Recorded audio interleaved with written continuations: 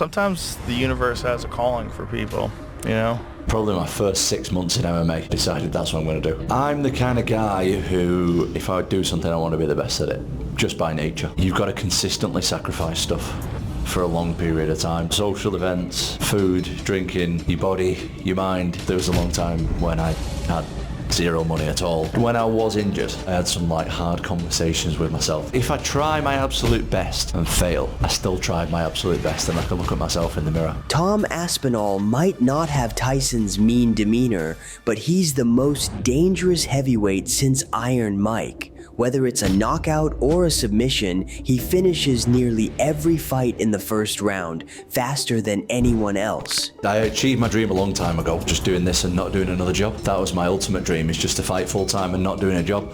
I achieved that years ago now. I'm good to go. But the dream of dreams is to be the best heavyweight of all time, and I feel like I'm right there about to achieve it. Ultimately, money, titles, fame aside, I just ultimately love fighting people. I love the freedom, being able to get in there, letting my training take over, another guy stood across from me, and seeing who wins. That curiosity, that just, I don't even need motivation for that. I love it. I absolutely love it. I don't need any motivation to do that because I love what I do. I absolutely love MMA more than anybody I know. I live for it. Like Mike Tyson had Cus D'Amato, Tom Aspinall has his own mentor and father figure, his actual dad. A lifelong martial artist, Tom's father guided him from the very beginning, pushing him through the toughest moments and celebrating every victory. Their bond is built on discipline, belief, and a shared vision that one day Tom would become the heavyweight champion of the world. That dream didn't start in the spotlight, it started in a quiet gym between a father and son who never stopped believing.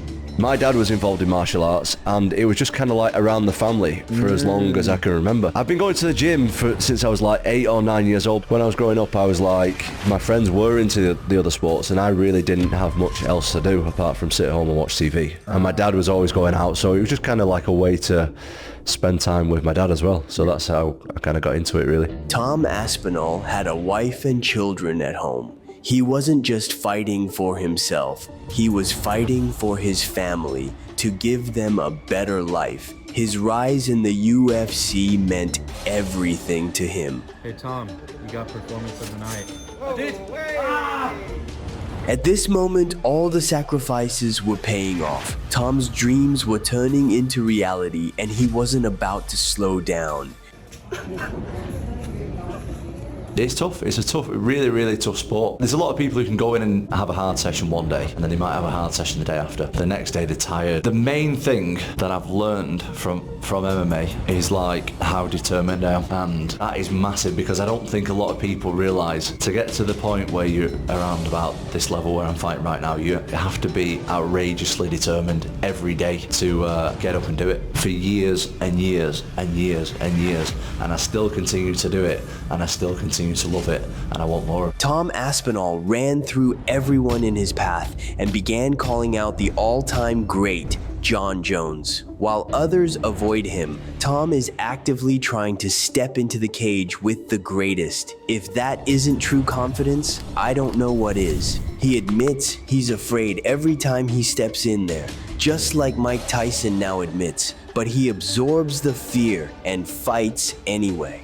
It was Cus D'Amato, the famous boxing trainer, that said that fear is like fire. You can either use it to heat you or you can allow it to consume and burn you. What's your relationship with it like? Well, I used to have a terrible relationship with it because I used to think I'm different because I am scared and these guys aren't scared. I realised it's okay to admit that you're scared and do it anyway. I'm willing to step in the cage with the most dangerous guy to ever fight in MMA, potentially the most dangerous man unarmed on earth, and one of us is going to get separated from our consciousness, and you're not scared of that, then you're either a complete idiot or you're just lying. Fear is extremely present in what I do. A lot of UFC fighters like to pretend they're not scared. I'm yet to see a person who isn't scared. I think Jon is amazing at MMA. I think he's like as close as you can get to perfection as possible. That being said, when you put him in with the most dangerous guy in the UFC, if you look at the stats, I think to get out the way of me for 25 minutes without getting hit once, and that's all I need is just one, that's going to be very difficult for anybody. Tom Aspinall is the scariest heavyweight in MMA right now, and Jon Jones knows it better than anyone. That's why he keeps the fight on Twitter instead of stepping into the cage. No one has ever truly struck fear into Jon throughout his legendary career, but it's clear Tom Aspinall poses a different kind of threat. Why? Because of his inhuman speed. No one weighing 260 pounds should be able to move like that. He glides around the octagon with the agility of a middleweight. And if Jon thinks he can rely on his wrestling, he's in for a rude awakening.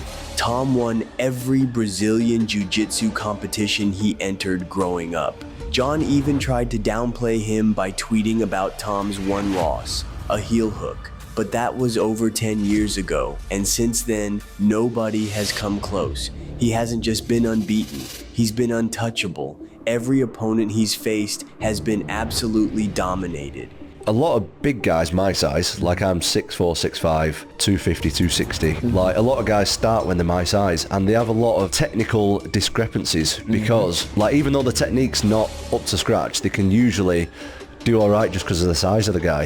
Yep. Whereas I started off and I got my ass kicked for the first, I was a kid. I was a kid training with men when I was like 12 years old. So I really knew how to be the nail. I was nothing like I am now. So I think that I credit that for a lot of my technique now, I think. I just wanted to get rid of everything that doesn't serve me, being the best version of myself that I can be. I think he expects me to come out all guns blazing and slow down as the rounds go on and he'll take over. That's what he thinks is going to happen. But what he doesn't know is I can do everything really well. I've just not had the opportunity to show it really. It's not that I can't do it. It's not that I've not got cardio and conditioning and all the rest of it. Like I have all that stuff. I've just not had the opportunity to show it. There's so much of my game that I've nowhere near shown yet. Do you feel you're faster?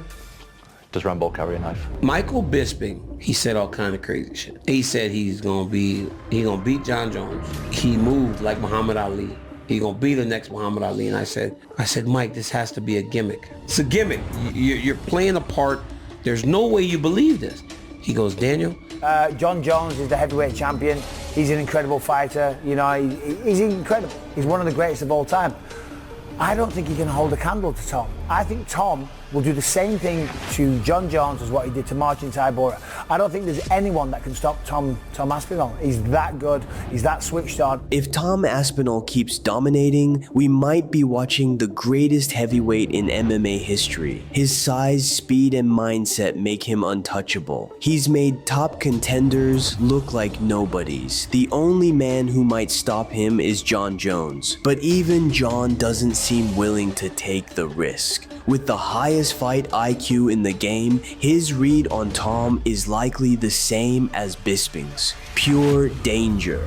Please hit like on the video if you enjoyed the content and let me know your thoughts in the comments. Is Tom the next great champion?